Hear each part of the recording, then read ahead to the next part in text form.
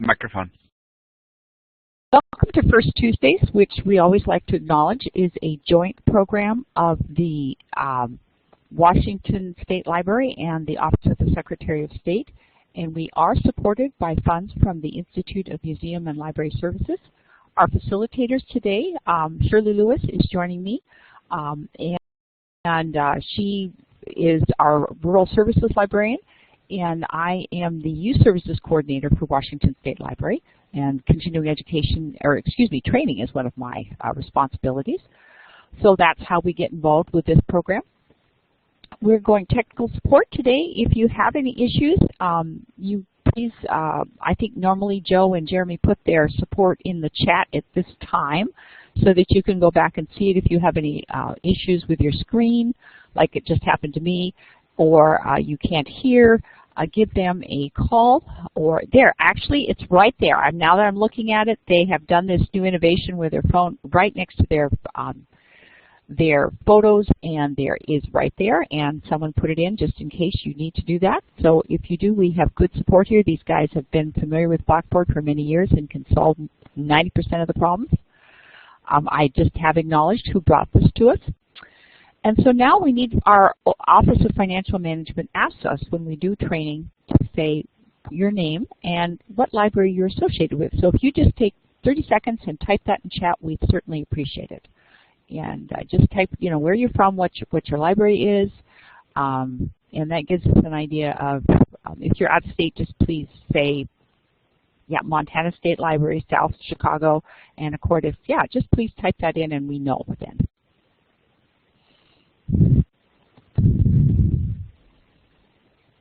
So we have folks from all over the place, and that's good because if you have comments or contribute your experience as we go along. Okay, I don't see anybody else typing. I think we've got most everybody. That's great. Good news. And so now I'd like to turn the mic over to Phil, who is the director of Orcas Public Library out on Orcas Island in the San Juans. And I think being, when you are on an island, it is everyone needs to pitch together and work together towards something. And Phil has been out on the island for quite a few years now, and so has probably weaved his way into the fabric of community support organizations, meaning he's done a great job with his library. So, with no further delay, I'm going to turn this over to Phil to talk about disaster response and recovery. Thanks, Carolyn. And I'm going to rely on Carolyn and Joe and Jeremy to tell me if anything technical is happening with me, because this is my first time doing moderating. So I've been on Blackboard quite a bit as a state library association board member, so you'll have to bear with me. My first excitement is having this little icon to play with, because it's supposed to be a laser pointer, but I'm going to treat it as an exploding volcano based on the theme of disaster. So well, one other disclaimer I want to tell you is that we have a building project going on here on Orcas Island. We're adding on to our building here, and today is the first day they're putting pin piles in. If you know what those are, they're huge, long 20-foot steel pipes that drive into the ground. So the whole building is basically vibrating. So if you hear anything in the background, that's probably what it is. Let's see. So I think we kind of talked about this in the introduction. I won't spend a whole lot of time on this slide. It's basically there's a lot of resources out there, and we'll get into that, about responding to a disaster, if you have a fire, flood, and so on. The part that's not so much out there, and it's for good reason, because it's so difficult to envision all the possibilities, is what happens for long-term problems if there's weeks worth of problems. As obviously Katrina was an example of that down in Louisiana years ago. So that's an example where some of the back to business as usual kinds of functions don't work so well, and we'll get into more of this as we come along. Some more disclaimers here. There's so many things that we could be doing, and we'll talk more about this, of course, too, towards the end. And it's obviously impossible to do everything all at once. So that's the one basic message I want to get across, is that anything you do now is going to be helpful. as Carolyn said, on an island, it's really a different kind of perspective you get. You realize you're kind of in it together, and on a ferry-served island, especially, well, also airplanes, of course. You realize that if there's a problem with the ferry system, you really are isolated, and it's almost like an artificial disaster in the sense that it's not so much the roads are getting broken up by earthquakes. It's just you can't get on and off the island without either a plane or a private boat, things like that. And again, make sure you ask questions as they come up. It'll be a lot more relevant probably to the conversation, and if I'm missing something, it's good to get reminded of that right on the spot. And of course, as always, as librarians, you know to do your own research on whatever issue you're looking at. And I know we have people from other states, so that's going to give you a whole different perspective on things. So here's an example of what I was talking about, short-term crises. We all know at the top right corner here, Fukushima, an ongoing problem actually. It's kind of a combination of short-term and long-term crisis. That's why I have this little asterisk here. It's not necessarily short. Fukushima's still been emitting radiation years after, was it 2011 I think it was when that happened. 5 years later it's still having problems with the reactors. This top left corner is by the way, these are public domain images, so we don't have a problem copying these. This is apparently the library in Alexandria was, I don't know if it's a depiction or what. Obviously, it's not a photograph of the actual library that burned down in Alexandria, but it's a example of what can happen with fire. There goes your collection. Here's an example of an earthquake. Fortunately, with this situation, it looks like you can reshelve things. And then this one is an example of a flood, which could ruin your whole entire collection. And as you know, sometimes you'll see an example of a flooded library or burned library, and then there's a collection taken up. And if you're like our library, you have many people donating books all the time, so you can easily send them 5,000 to 10,000 books to rebuild their collection. So a short-term crisis, sometimes, obviously it's huge disruption for months or longer, but it can be recoverable. It's a big shock to the system, but it's hopefully with enough support around you. If you're the isolated instance of a problem, and you have many other libraries either in your library system or your state and so on, then hopefully they can help bring you back up. Just similar to a person that has a heart attack. If we have one person with a heart attack that's got emergency room care, their chances of survival are pretty good. If you have 30 people with heart attacks all at once, obviously there could be a lot more problems, especially on a rural library. So here's some of the conversations I've had with local people. If you're part of a city or county, of course you have a public works department, you have public safety, whether it's police, fire, and so on. You have specialists in these areas. And here in San Juan County, we have the Department of Emergency Management, which is a very small department. It has basically 2 FTEs, maybe a third person who's part-time. They basically act as in a coordinating role, so they don't actually go out there and fill sandbags and so on. But what they do is they do planning with all the different agencies in the county, and they're a county department, and then they have a model basically, and they have a website. I haven't put it up here. I don't think I have put ours up here, but you can easily find your own Department of Emergency Management for your own jurisdiction, if it's a county or a state or a city. And it's the basic plan. When I've talked to the people, the assistant director of this is a good library user here. He's all in our library all the time, so we have lots of conversations about what ifs, and we'll go through plenty of what ifs later. One of them is their assumption is basically they return to business as usual within, they hope, a few days, because you've probably seen the statistics. Most people have just a few days worth of food and water at home. In any crisis that lasts more than 3 days, the grocery store shelves are pretty much empty. And then you have, as I talked about the heart attack issue, you have a small number of professional trained responders who will be coming in there and focusing on that isolated acute problem. And then again, depending what happens with internet and power, local businesses obviously don't want to be down.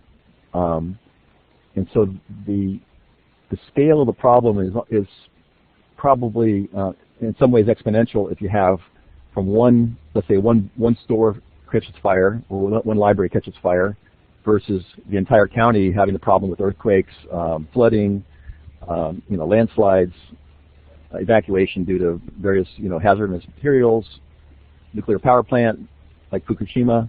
Obviously, it really quickly can overwhelm the local response. So my whole thinking from a library standpoint is, as a community hub, that's part of what we do, is to help make our community more resilient. So that's kind of my goal when you think beyond the local isolated instance to the larger county-wide or larger crisis. Now, obviously, these little links here are way too tiny to read. Hopefully, you can look at them in the archives.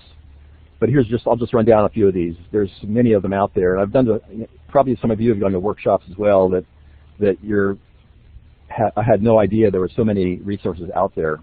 ALA, of course, is a great place to start. They have a lot of things that they link to some of these other sites down below here too. The second one here is kind of an interesting one. It's the New England Conservation, what's it called? I forget the D, but it's a conservation center, Document Conservation Center. And they gave a workshop at the ARSL conference in Little Rock last fall. It was really a good one. Ava Grizzard was the presenter, and she's mostly into book conservation. But what I quickly learned from this, and she told us, was this name is actually kind of not the best name. It's just what they're known for, New England Document Conservation Center. It's they do a lot more than just repairing brittle books and fixing mold damage on books. They do help a lot with disaster consulting. So if you go to their website, nedcc.org, you'll see that they have a whole tab on disaster and disaster recovery. And they do free consulting. You can call them up, have them help you prepare a disaster plan, which is a great idea. And I have to admit, that's one of those things I haven't done. I've done parts of it, but I haven't done the complete disaster plan. On this website, then, they have a really good, I don't know, it's about a 12, 15-page document that you can create your own disaster plan. And it's a list of resources and how to respond. If you think about it, like many of us have had an emergency situation, some crazy person comes in the library, starts making threatening moves, screaming at us, and in my situation, I had this happen a couple of times, and basically it gets everybody's attention, and you quickly call the staff and say, hey, call 911, whatever it takes to defuse this. And so if you have a fire or a flood, you're not going to be able to say, oh, gee, I'm going to sit down and think about this for a bit, and what am I going to do? You quickly have to point a finger to somebody, hey, get on the phone. If you have a disaster plan on this paper, you have the list of resources, you have the list of people to call, the list of steps to take. You don't have to actually think on the spot. Send me the file. I apologize here. I just redid this slide as a PDF real quick. I'm sending that out for folks so you can get the links. Do we want to save it? You won't need to, but participants might want to save it. I'll cancel. Okay, good. Yeah, and these aren't active links, so okay. Now, Library of Congress is another one. Obviously, they're leaders in terms of collection. The Brittle Books projects they've done. Many university libraries have done this as well. They've participated to try to make sure that at least a couple copies of every book ideally are out there and in decent shape. They're not falling apart together. So anyway, they have a good preservation and emergency preparation type resources. Web Junction is another one. Here in Washington, we're Web Junction partners. I know other states are as well. They have a lot of things that are member contributed items. FEMA is, of course, the national, and ready.gov is one of the initiatives from FEMA, Federal Emergency Management Administration. They have a mixed reputation, of course. Sometimes there's people that appointed to these to be director that are political appointees, and as we found out with Katrina, they don't always have the expertise and the wherewithal to really respond to something that's beyond the scope of a small unit of FEMA if it's a huge regional disaster. But that goes to show really that a disaster of that scope, there's no one organization that can really have all the answers. And that's the point I'm trying to make about libraries, is we're key partners in every community we're part of. We're just really important. And if anything we can do, it'll surprise the people around you in terms of the fire department people or the emergency medical systems, the sheriff's department, et cetera, et cetera. They'll be often they don't know that libraries can do the things we can do. They may or may not be library users themselves, but it doesn't occur to them to think of us in terms of disaster response. DHS, Department of Homeland Security. I went to a workshop that was actually put on by some people that are part of DHS, but they actually, as you know, DHS kind of subsumed many other organizations. These were folks from FEMA that gave a presentation as part of DHS for the county, and there were a bunch of it was the heads of organizations in the county, in our county, which and again, it's in some ways simpler for us because we do have islands, so it's easier to identify the players involved. So we went to a workshop that they produced, about 30, 40 people in that. Those are really useful to do. In fact, they offer free training if you want to have a greater role, let's say, as an emergency operations center. And I'll get into that later. You can become more active in those realms of the emergency response people. And then here we have conservation, American Institute for Conservation. I'm glad I typed that out because their URL is not exactly easy doesn't trip off the tongue. And they have a lot of similar functions as people like the New England Document Conservation Center, but they have some good disaster planning tools there. I have one in my office right now that's like a little 5x8 size spiral bound notebook that goes through a disaster plan. I think they have what's called a disaster wheel. You can look at it in different scenarios. And of course, the state library in Washington and other state libraries have consultants that you can talk to. And if they don't have the answer, of course, just like other librarians, they will find people that do have the answers. And they're often a good way to reach private consultants in your area.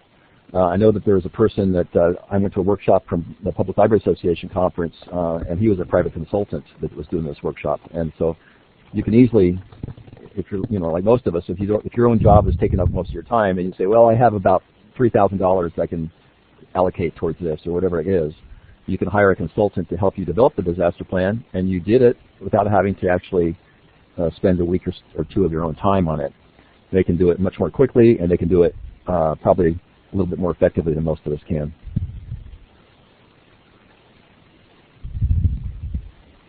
So here's a little bit of I talked about this jargon earlier, some of the lingo in the EMS community and the FEMA type folks. They have an incident command system, which it typically involves what they call the red binder. So you have a 3-inch thick binder on your shelf, and if you're the fire department or your EMS or sheriff's department, county government, you have this thing where it tells you who to reach, how to reach them, and depending on what the problem is, if it's a poison control issue, if it's a biological outbreak of some kind of infectious disease, or if it's a spill on the highway, then this sort of leads them through the process of how to respond to that. And that's what I said. If you have an emergency, you don't have to think about it. You just reach for the binder and you start working on it. Obviously, it's important for that binder to be up to date and to have the current people. Every organization has turnover, so if you have that binder from like 2004 and this is 2016, it may not be quite as effective as you'd hope it would be. And down here, the EOC is what we talked about in that workshop I mentioned, the FEMA and DHS workshop. That's a physical location. If you have the Oso mudslide here in Washington, was it 2 years ago now, in the west of the Cascades, it was a landslide. Unfortunately, many people died. They set up an EOC fairly nearby. There was no place, convenient, but they had to set up a building with public information officers, people that are specialists in sort of sharing and compiling information to make sure that they had accurate information. When you have fatalities like that, you obviously don't want to be speculating and like, oh, we think 13 people died. No, it's only 2. No, maybe it was 30. And the whole neighborhood, everybody in the whole block died. Things like that obviously are very bad idea to get that information out there. So they had the EOC is the whole goal of that is to make sure that They have accurate information put out at the right amount of time, in the right time, with verification, and you have the right people on the site that have the expertise. You know, you have somebody representing the fire department, you have somebody representing the public works department, and so on and so on. And then they can then be liaisons to their own organizations. So EOC is an important role, and I thought about this for a library. There may be times when a library might be the best place for that. The fire department may have its hands full just dealing with people that are, you know, let's say there's a flood and there are people that need first aid. That fire department may not be the best place for an EOC. It could be a school, it could be even a grocery store, it could be the Chamber of Commerce, it could be the library. And obviously libraries usually have a number of phones. If you're of any size at all, you might have a dozen phones. You have, you know, good internet access. So this is one area, once you start having these conversations with people in your community, you can offer the library as a resource for that. Now, obviously you don't want to get in, offer something you can't deliver on, but you can learn what you might be able to do to contribute towards this response. So that basically is adding resilience again to your community. So here's a couple of considerations. Obviously, if your library is not standing, if you had an earthquake, you're not going to be an EOC. You're not going to be doing a whole lot for the other community members unless you can actually function. Now, obviously, as individuals, you can. If the staff's available and your homes are okay, you can be part of the response. It's just obviously not going to be the same level of response if the library is not functional. And then, you know, this is one thing I've read about a lot of places. If there's an emergency, it depends where you are. You could be off island. In my case, in the mainland, somewhere at a conference. You could be at work. You could be home, and you want to make sure that everybody's safe wherever they are. And then, where's the best place to go? If it's something that's you know, family comes first for many people. And I've read, for example, that if there's a real emergency, people that are in the National Guard and law enforcement, in some cases, they may head home first. You know, it's really a tough to second guess people where they're going to go first. If they really need to take care of their sick parent or, you know, somebody at home with children, it's really going to be a very open question what people will do first. And there's so many scenarios that we can't even envision. You know, all the way from Fukushima to just a water main breaking and isolating one street in downtown. There's so many scenarios. Here's a couple of them. These that I've experienced myself. In Arizona in 2002, I was the director of the Show Low Public Library, and it's up there in the White Mountains of Arizona. It's high altitude, dry. It was very dry, continues to be very dry. They had a huge wildfire, 500,000 acres, that was going towards Show Low. So for about a week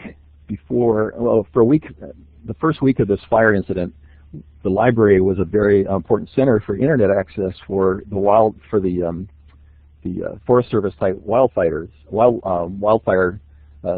personnel. So they would come there, and we were really the best place in town for a group of 20, 30, 40 people to get internet access and phone access on a regular basis.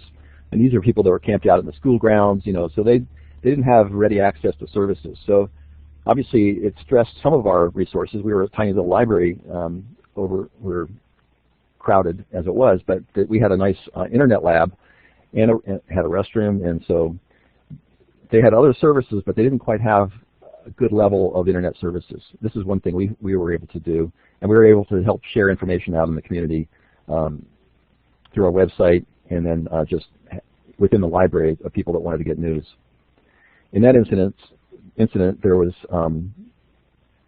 internet access. It was good because obviously the wildfire was out in the country. It didn't affect us in terms of our infrastructure. However, we did have to evacuate the entire town except for emergency services. So we all had to leave for about a week while because the fire was threatening the entire town, and we were lucky that it actually bypassed us. Just a couple of years ago here, in the San Juans, we had an undersea data cable cut. This little picture here depicts, I think, what happened. We had Godzilla fighting this crab creature, and we're not sure who actually cut the cable, but one of them cut the cable, and then we were out of. That's just a joke, by the way.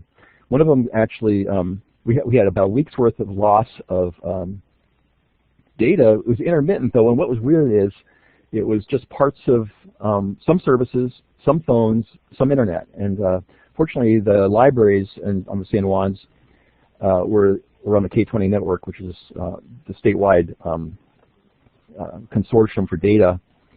And then we were able to provide internet access to people, phone access for many people. Half our island was out of phone. And then we actually had a Sprint van or a truck that came by with a satellite connection for phone that they could offer to people that didn't have phone service. So they parked in our parking lot for a few days. I know the San Juan Library, there were some pictures of them that their entire parking lot was full of people because San Juan Library, another one of the other islands, was even worse off than Orcas Island was. And the library was about the only source for internet for many, many people on the island. So, and that's a larger population. So their whole, they had people, you know, with their laptops on top of their cars and just everywhere around the library where they could get access. So here's some of the things the libraries can do in an acute emergency. And again, like I said, there's so many scenarios. You have to realize that, and I've had just a little taste of this, that you have a level of intensity and stress that is greater than usual. As you know, many times we have stress anyway, library users and staff, but in this situation, it's hard to keep our heads, I think, in some of these situations, and you kind of revert back to what you really have practiced and what you've trained to do. And here I talked about this a little bit. One thing you can do is you can have some training that you can actually become one of the people that would be staffing this EOC in an emergency. And so depending on what your resources are as a library, you can have, you know, staff resources, your own time, and in some degree, obviously, budget issues, and then your just the structure of your building. You can really take this quite a bit further than just simply being a auxiliary kind of resource. Another thing we talked about this in this workshop I went to is, you know, when you have families that are separated, you have trying to get information to your relatives, whether it's in New York or Kentucky or somewhere else. How do you get the information out if you don't have internet? And so then, and we'll talk about ham radio as one of the things later on. I've seen this really come to as being really useful. You can post information in various ways, whatever's available to you. And you know, the idea, if you have, like us in a small town on Orcas Island, East Sound is a very small little hamlet, and there might only be, you know, 3 or 4 logical places where you'd have sandwich boards or big posters or flyers on, you know, plywood or something. Like, okay, here's the latest bulletin board type information. Here's the latest response to the emergency. Here's, you know, you could even have a message like Sally called Joe, or go to, you know, Joe's okay, or something like that. That's the whole sneaker net thing. You know, you can run around. You can have some of your more fit library staff get on their bicycles and be part of that sneaker net network. Obviously, this all depends on how safe the roads are, or if you can, you know, get around. We talked about this already. Auxiliary base for emergency responders. Libraries are just natural for that. Information centers. We have expertise on staff. You can really just kind of like almost be the kind of the glue that keeps it all together. We talked about this already. The conversation about response. Take part in some of those trainings. You can easily find out about through your fire or EMS district, your health department, if it's infectious disease issues. We talked about evacuation. You can have all kinds of public safety type things. You can have a curfew or quarantine, ferry service. Most of you won't have this issue, but you might have issues where there's only 1 or 2 roads out of town. Banking services. You know, we've had this occasionally here where if you can't use your charge card, that immediately cuts out half the transactions. You know, how many people run around with $50 or $60 worth of cash in their pockets? Not so many anymore. This next point is a little bit tricky. The serving as a shelter, it's another level of support that most of us, in my own case, we aren't really prepared to do much more than have a roof and a couple of restrooms. You know, if you want to go to this level as a shelter, then you really need to consider a generator, which is kind of affordable in itself. It might be $10,000 for a building of, depending what you want to run, of course. If you want to run just your lights and internet, but if you want to have a whole building generator that runs a heating system and so on, that's going to be rather expensive, and it's a space commitment. And how often are you going to use it? Most of us think, well, how often do you have earthquakes? Well, maybe if you're in the San Andreas Fault, that's one issue. But if you're up here, unless the Juan de Fuca plate goes off, you're going to have $30,000 or $40,000 invested just sitting there and just trying to remember to run it once in a while and make sure it's still working. But again, this is the whole point about the library. What is the best organization to really know its community? Obviously, every organization has its part, and we're not necessarily firefighters or trained medics and so on. But we do have that ability to find out what needs to be done and just really follow up on it. I'm curious, how many people here have a generator in their library? Is it possible to get a show of hands on that? If you do, yeah. So probably most do not. I'm thinking that the exception would be if it's a large library and you're like a central library in your system, you might have a generator. Okay, so here's one that's it's way beyond. I just put a few bullet points because obviously there's so many possibilities that we can't even envision. Here in Washington, the one that got written up in the New York Times was the big one, right? With these two plates that could create this major tsunami. It would send this waves crashing. I didn't show Seattle and Portland, but that could be heavily impacted. We're talking about millions of people displaced, potentially thousands of people dead. Months and months and months of all the roads being broken up, infrastructure, and so when I think of Orcas Island in that whole big picture, obviously it's a very small piece of it. It's not going to be getting a whole lot of attention from people in Seattle when there's millions of people in the Puget Sound area, so that are displaced and injured and so on. So we're truly on our own in that situation, and we have to. And I'll get to some of those kind of responses, your local responses later. Another one. This was really a kind of a funny incident where I had here in our library. It was during the 2014 Ebola scare. People were supposedly getting on planes, and then was it New York, Dallas, and so on. And obviously, in an airplane scenario, that's half the disaster movies when it comes to huge plague outbreaks. There's somebody on a plane, right, and they get sick. And then next thing you know, everybody on the plane is spreading it to their own communities. Well, okay, we had somebody that threw up right in the middle of our lobby. We just have one entrance, one main entrance to our building.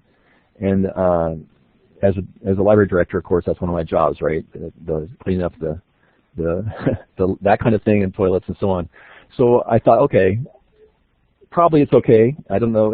The person was actually autistic, so I couldn't really communicate with that person very well. So I don't know what was going on, and we had a little hazmat pouch, with a red bag and a scooper, the gloves and the squeegees on the little things to sweep up into your. I won't get too graphic here, but so I cleaned up as best I could and to put it in this little red bag, and then later. I wasn't wearing a mask. I was thinking all these things like, well, what if this really is Ebola? Well, now what? So I cleaned it up as best I could. I used a disinfectant cleaner. I used, the mops, and I washed it out with the disinfectant. And then later I realized, I learned, I didn't know this before, but the red bags actually has an official kind of status. If you use that red hazmat bag, you can't just throw it in the trash.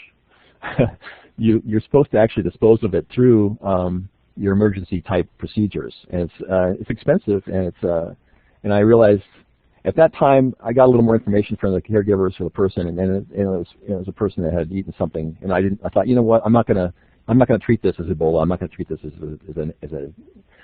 But what it did was it woke me up into realizing that if your lobby is obviously libraries are a nexus in the first place for your community. So when there's a flu outbreak, your keyboards obviously are trading a lot of fingers back and forth. So in our, the checkout counters, the books, some of you may have read the 1918 flu. Apparently it was spread partly through library books in Chicago, people licking their fingers and turning the pages. So libraries are a real tricky place when it comes to just like schools. You can have people in there that can share things that you don't want to share. And I've had this conversation with our county health department, and so they've added us to their list of contacts when it comes to a flu outbreak, if there's a avian flu or something going on. And it's important, I think, for libraries to be up on that and be able to put a sign on the door, for example. If you're coughing, if you et cetera, you're showing these symptoms, please do not come in the library. So I think that's a really common sense approach for libraries to use when it comes to a contagious disease. The Wando fecal plate, we talked about that. That's the one that kind of the big scary. Who knows when it can happen? It could happen now. It could happen in 100 years or 1,000 years. This is another one, the EMP, electromagnetic pulse. It's one of the staples of fiction, and I read some of this stuff. So if you want to trade ideas about fiction, I kind of think about these. It's kind of fun to think about what would you do if all the power went off for 2 months, 2 weeks, 2 years.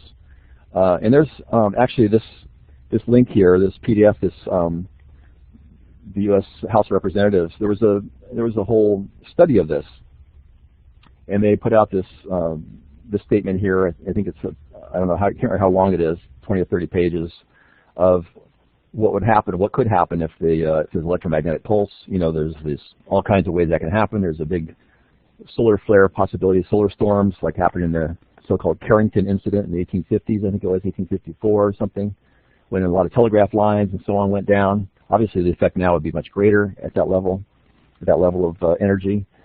There's the threat of a North Korea detonating some kind of nuclear weapon over airburst over part of America. It could fry a lot of electronics. So there's a lot of these scenarios that what would you do with electricity? Now, in Washington, in my part of Washington here, we're kind of lucky in the sense that even in February, you probably won't freeze to death if the temperature's in the 40s or the high 30s at night. But obviously it's dark, and you're not going to run the library, you're not going to run the town without power. It's going to be a real sobering kind of experience, and a good wake-up call. Then, financial system collapse. We're already obviously seeing this in places like Greece. You've been reading about it. It's often, I think, minimized. Nobody wants to, everybody to panic and quit buying things. But I think it shouldn't be minimized. There could be issues with ATMs and just people being able to get the supply line, for example. Again, in a rural area like here, you notice if the ferries don't run or if the barges don't run, you're not going to get food very easily. So then again, you're throwing on your own resources, and that's what that's the base level of response, really. What are you going to do locally? Oh, okay. Here's where I had a disaster-related humor relief. I have to go through this a little bit because I like Gary Larson so much, and due to copyright risks. Carolyn and I talked about this, and we took off my cartoons. But I'm going to run through a couple of scenarios here. One of them, you got a picture of a crisis clinic, and it's on fire, and it's going down over a waterfall. Obviously, if the crisis clinic is on fire going over a waterfall, it's not going to be a real key partner in the community response. But again, that's kind of what happens. If your fire department, our fire department here on Orcas Island is at the lowest part of Orcas Island.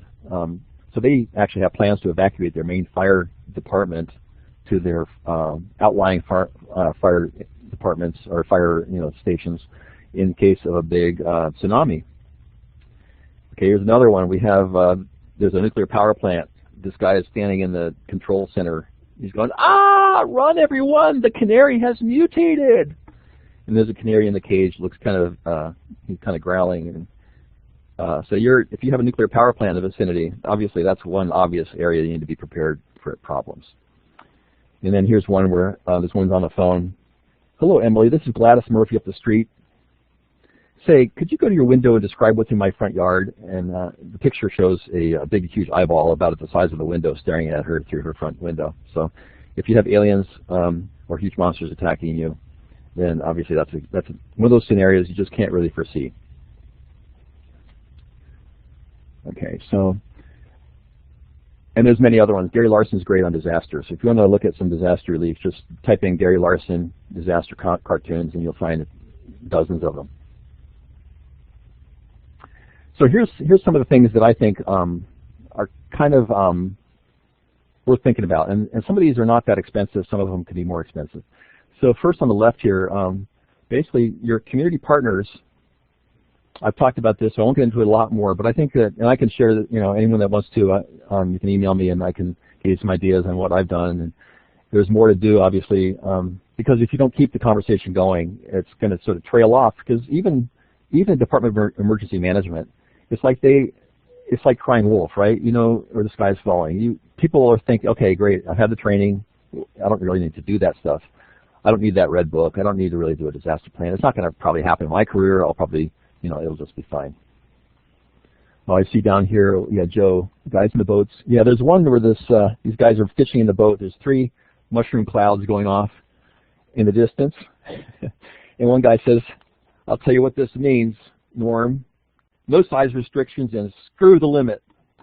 So they're fishing in the lake and then all bets are off. So yeah. That was a good one too, yes. So the email lists, there's listservs. I talked about this a little bit already with the health department. And then I talked about some training you can get, free training, and many of you from larger areas, if you're, obviously Texas, or let's see, I saw Texas, Chicago. You're going to have easy access, I think, depending where you are, of course, depending where you are in Texas. You'd have access to training fairly nearby to become one of these emergency responders in a sense, not so much like a hazmat or fire, but you can be one of the EOC type people that can be trained. There's just different kinds of training. One of them is public information officer type thing. So you can be trained on how to share information in an emergency. And if you've been interviewed, and it's easy to get caught on flat-footed and not really know what to say, how to say it.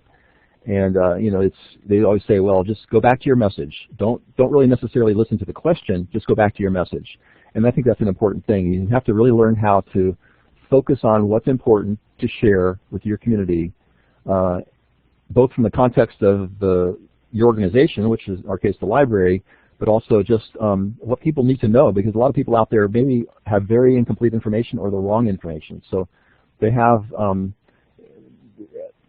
time is precious in those situations. So it's almost like you're doing a couple bullet points just to really hone in on the important message. And then the partnerships thing is really is key. I think already most of us have partnerships with the preschools for story times, or the schools, we do class visits or book talks and things like that.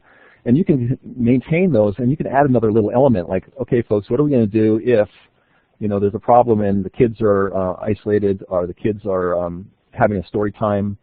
What do we do in those situations? You're just going to run through some scenarios, and it's you're going to have a whole really a variety of types of relationships. One of them obviously with the fire department. Okay, fire department, you are going to have, let's say, an emergency. How about if we serve as your one of your information resources to help get information out there? And that takes the weight off of some of them, and they can, obviously, when you have many people helping, it's easier for all of us. And over here is kind of my favorite little list here, this whole presentation in a way, because it gets you thinking about what would you do first, what would you do next. The electrical generator we talked about, that's an area I haven't gone that way with us here on Orcas Island. I wouldn't really even think about at this point having a generator to run the heating system. I think if we have plenty of warm clothes we don't use on this island. Wintertime you might have 3 weeks where you wear your long underwear, things like that. So generator to me would be if there is an internet somehow, and it has happened here where the power was out, but in some places the internet was up, where you have satellite access. You can invest in some kind of workarounds, or if one of the internet means, like the K20 is down and the other one's up, which is like CenturyLink in our area, then you can go to those workarounds. So you can develop some redundancy in how to operate. This one is an area that is one of those things, do as I say, not as I do. I have this ham radio, which stands for amateur radio, the American Amateur Radio Relay League. There's people on this island and in every community that are good at this, and it's an important skill and it's an important resource. A lot of times you don't have phone service, you don't have internet, but you can use shortwave radio and communicate from one person to the next person, and then eventually get across to the other side of that mountain or the other side of the channel. And it's really underappreciated. In Cholo, Arizona, we had that wildfire. The ham radio operators really were the main source of information in and out of the community in some places, because if you think about it, you're out in the middle of nowhere. There's no telephone service, there's no cell service. So they had ham radio operators at various levels of power, and you can just be handheld. You can just, with a range of, let's say, 5 or 10 miles, and that too can be helpful in filling in that network, because then you can go from one person to the next and get information that otherwise may not happen. When I live in Montana, in Idaho, there's places that have no cell reception, right? You're in this little pass, and there's no way to get cell power out. So you can use ham radio, and if you have enough people to do it, you can work around these obstacles. I talked about the hazmat kit thing, and I replaced ours, but we have one full body, suit that you can put over, if somebody really needs to do the whole thing. The reason I haven't gone farther with either of these things, defibrillation or hazmat kits, is because we have a fire station, 3 blocks away. Oh, here's a question. Does spelling count? Yes, spelling always counts, of course, Shirley. We do not have a ham radio in the library, but I do have a radio that would be at home. I have a radio that would be licensed. You'd have to get licensed to use it, and I haven't done the licensing. But I've been told about, as far as ham radio goes, from a local expert, that you can basically, what the strategy they suggested is you get your license by passing the test, and then you get better at it. Okay, we're getting low on time, so I'll just continue here. CPR, first aid, all these are good things. Infectious disease training, disaster plan. Down here now, seed library. I talked about for Orcas Island. I don't know if everyone's going to be the same, but you have these issues of food and water. So if you have a seed library, we have a seed library in our building. It's just basically the size of a 4-drawer file cabinet. And we have people that are working on seed banks. And some libraries do tool exchange. We just really don't have the space here. So we don't have a tool exchange in the library. And then you have groups that develop expertise. We have a group I was have been facilitating called Sustainable Orcas Island. It's about how to get some of these same questions we were talking about. Food, water, how to share resources. And there's a ding there. I raised my hand real quick. Just okay. Talking about the seed library, seed tool stuff people can bring in. There was a session fairly recently, I think back in May, they were talking about a library that actually had, I forget what it's called now, not hydroponics, but they actually had an indoor sort of pond for fish, which then would fertilize a garden that they had there. I don't remember what that's all called, but just something interesting. Aquaponics. I wanted to throw that out there for you. Aquaponics. Yeah, fish can fertilize and you can do that whole thing. You can, it can be a sort of a system, like almost like a biosphere type thing. Aquaponics is a big area. Everything else. It was rather a nifty idea. I mean, quite a bit out there for most libraries to implement, but. Yeah, no, it's all things worth doing. And we've done some of these things like the seed bank, seed library, and there's community gardens, community participatory agriculture. These are things that are really helpful. It's just to have the skills and the sense of confidence. If there's a problem and you run out of the canned food, you might have some food outside that you can actually make use of.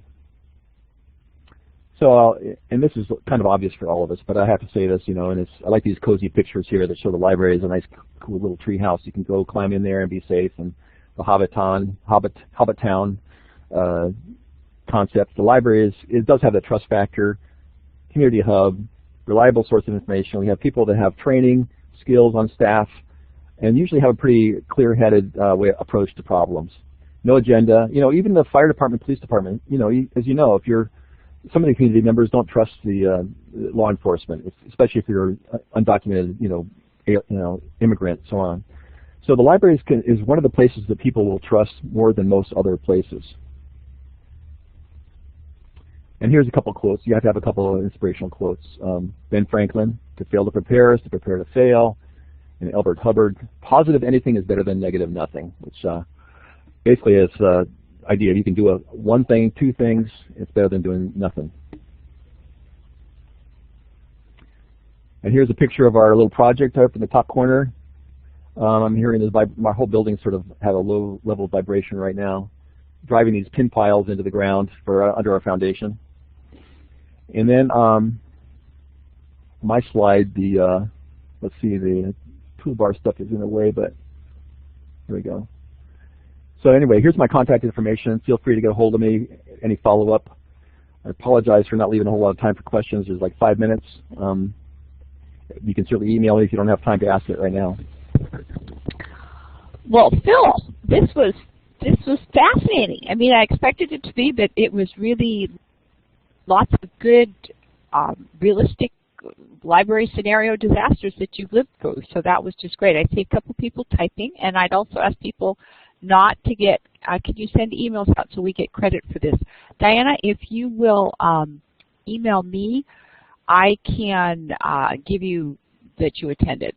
So if you, put down your email address for me in chat, and I will email you something for the credit for the webinar. Any other? There was lots of stuff. Don't go away without doing the survey. Jeremy, can you quickly put up oh, there's a web tour. Okay, we have, quickly. So if you, before you leave, if you could do this quick little survey for us, all the responses are anonymous. If you could do that, I'd certainly appreciate it, because like I say, we're trying to do that. Thanks, Diana. Any other questions? Those two folks that would like that. All right. I will send basically something that said, I saw that you attended, that you were here. Okay, any other questions? Thoughts like that? Oh, that was very thorough. Remember, you did get the PDF from Jeremy, so that you'll be able to have those links. And if there's any other links, I noticed we have some folks here who have some disaster training as well that other folks wish to put in. Don't hesitate to type it in the chat. We are going to post this back up online. It'll be up probably by noon or 1-ish, somewhere in there. Just in case you missed that earlier PDF, I'm going to go ahead and repush that to everyone. Save it if you'd like. It's a list of the URL resources that Phil had mentioned earlier, and these are active links in this document. You can click those to open up whatever page is there. Okay, so it just came up on my screen. Of course, I'm right here. It will say Libraries and Community Disaster Resources PDF. Do you wish to save it? And if you do, say yes. Okay, well, like I say, I'm not seeing any questions, so everyone who emailed will just basically get a certificate of yes, you attended.